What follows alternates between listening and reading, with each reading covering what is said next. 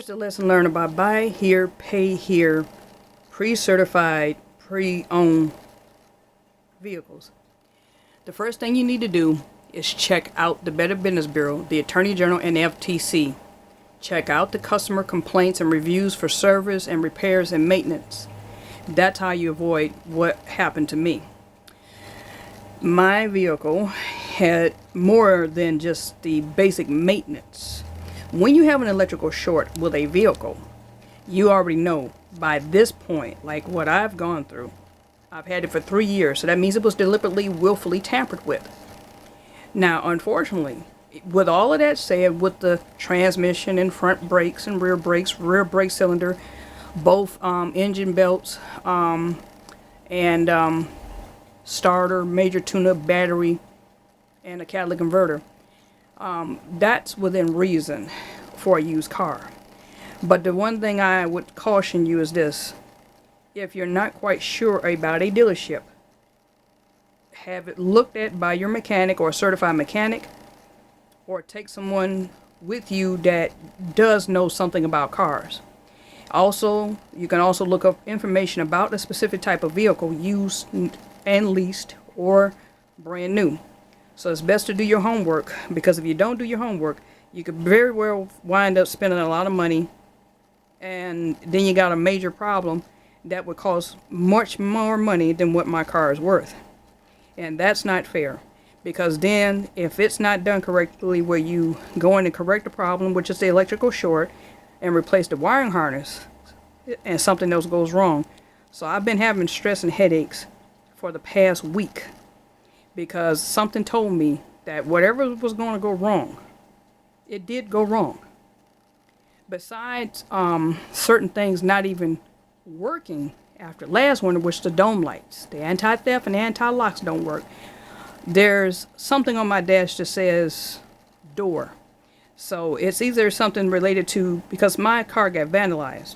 Okay, so they replaced the steering column and they had to recode it.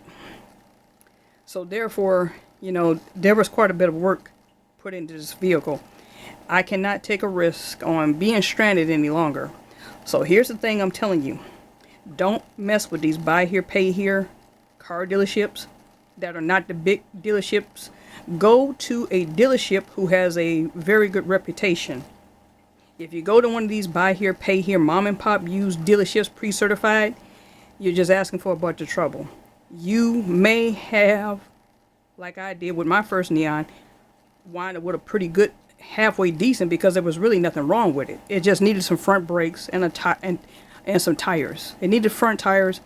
It needed a battery, and it needed an exhaust system.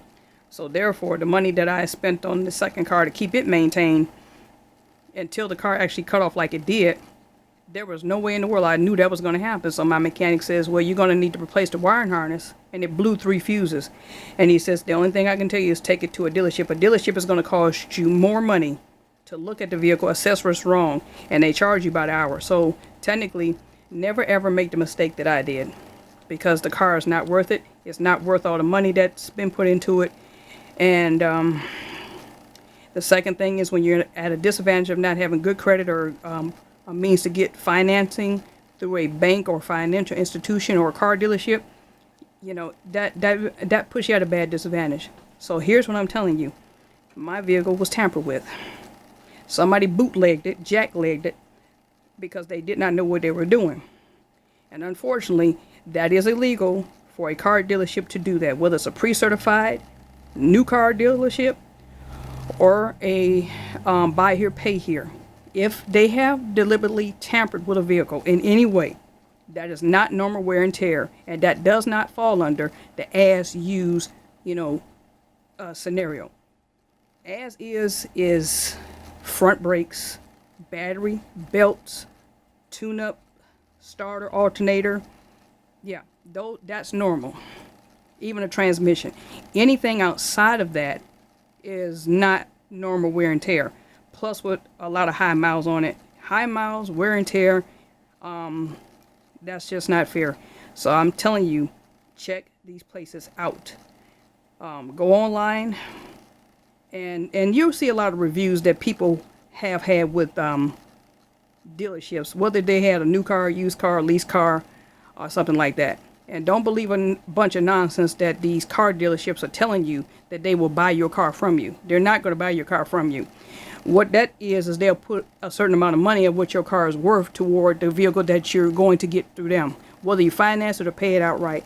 And it's just not, it's not a fun game. But most of these dealerships know, the manufacturers know, and the smaller places that sell these buy here, pay here, used and lease certified cars, these are the people who only put certain types of vehicles out of service. But if it's somebody who is not like a rental car company that's getting rid of their cars, and you make the mistake that I did, they will do anything. They will lie to your face. And they did some bootleg stuff on this daggone car, no doubt about it. So unfortunately, they may have to be put out of business, and that's what I advise anybody to do. No matter whether the 2-year statute of limitations ended after 2 years, but that does not mean you can't put the information out there to the FCC and the FTC and the Better Business Bureau to tell consumers to beware of some of these shiesty dealerships. That's what I call them. So I hope this helps someone, and I hope everybody learns that I'm not the first person who's been burned and ripped off and put too much money into a car that really wasn't worth it in the first place. If I still had my 2000 Dodge Neon, that'd be one thing. But this car, it wasn't worth it from the jump. And I just said this about a month ago, that it really wasn't worth all the headache that I went through last year of that maintenance. So this is why I made this video. And I hope you all will understand why I made the video, because I have to technically junk my car, get rid of it, because I'm not going to let nothing keep me stressed out.